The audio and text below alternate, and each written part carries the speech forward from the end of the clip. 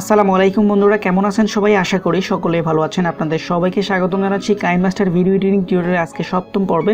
এর আগে আমরা আরও 6টি পার্ট আপলোড করেছি। যারা সেই 6টি পার্ট দেখেনি তাদেরকে অবশ্যই রিকোয়েস্ট করব চ্যানেলে প্লেলিস্টে চেক করে সেখান থেকে দেখবেন যে কাইনমাস্টার ভিডিও এডিটিং নামে একটি প্লেলিস্ট করা আছে। সেই প্লেলিস্টে চেক করে আগের ভিডিওগুলো দেখে আসবেন, যাতে করে আপনি এই পর্বের ভিডিওতে আপনাদেরকে যে বিষয়গুলো শেখাবো বা জানাবো সেগুলো আপনার বুঝতে সুবিধা হয়। তো আপনারা যদি টিউটোরিয়ালগুলো অবশ্যই ধারাবাহিকভাবে দেখে থাকেন তাহলে অবশ্যই ধন্যবাদ জানাচ্ছি। এবং আজকের পর্ব থেকে আপনাদেরকে কথা দিয়েছিলাম যে স্কোরিং টেক্সট কীভাবে অ্যাড করতে হয় কাইনমাস্টার দিয়ে, সেটা দেখাবো।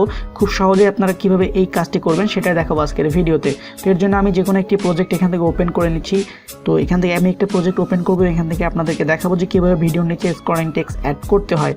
তো এখানে একটি ভিডিও আমরা গত পর্বে যে ভিডিওটি এডিট করেছিলাম সেটা এখানে দেখতে পাচ্ছেন চলে আসছে। তো এখন আমরা এখান থেকে স্কোরিং টেক্সট অ্যাড করার জন্য ভিডিওর নিচে, এর জন্য আমরা এখানে লেয়ার আইকনে ক্লিক করব। লেয়ার আইকনে ক্লিক করে টেক্সটে ক্লিক করে আমরা যেটা লিখতে চাচ্ছি সেটা এখান থেকে লিখে দিব। তো আমি লিখে দিচ্ছি। তো এখানে আমি লেখাটা লিখে দিলাম, উপরে ওকে বাটনে ক্লিক করব। দেন এখানে দেখতে পাচ্ছেন আমাদের যে টেক্সট এটা চলে আসছে। তো এটাকে ধরে আমরা আমাদের ভিডিওতে যতটুকু পর্যন্ত রাখতে চাই ততটুকু পর্যন্ত বাড়িয়ে দিব, বড় অথবা ছোট। এখানে লেখাটিকে ধরে একদম এই কর্নারে নিয়ে আসবেন।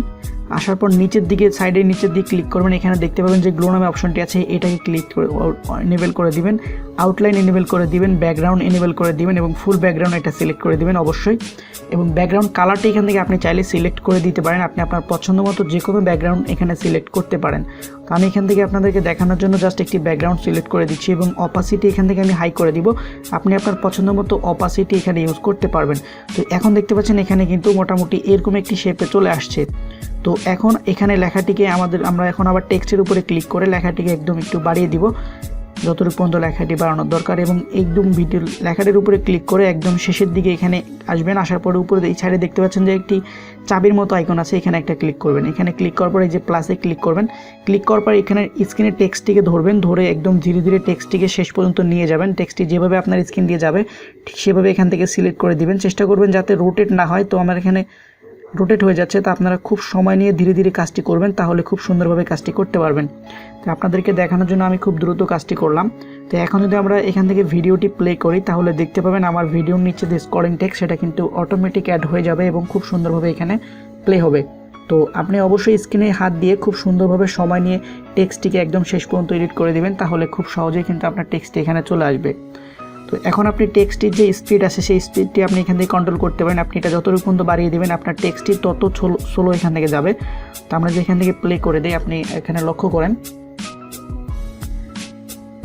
তো দেখতে পাচ্ছেন আমাদের টেক্সটটি কিন্তু খুব সহজে চলে যাচ্ছে। এবং এই কাজগুলো কিন্তু করা হতো কম্পিউটার দিয়ে, ক্যামথেসিয়া অথবা হাইমেলের কোনো অ্যাপ্লিকেশন দিয়ে কিন্তু এই কাজগুলো করা হয়। কিন্তু আপনি এখন থেকে চাইলে কিন্তু কাইনমাস্টার অ্যাপ্লিকেশন দিয়ে এই কাজগুলো করতে পারেন। তো আপনাদের সবাইকে রিকোয়েস্ট করব অবশ্যই যারা ভিডিও এডিটিং শিখতে যাচ্ছেন মোবাইলে তারা অবশ্যই আমাদের এই এপিসোডগুলো যে আছে সেগুলো অবশ্যই কন্টিনিউ করুন।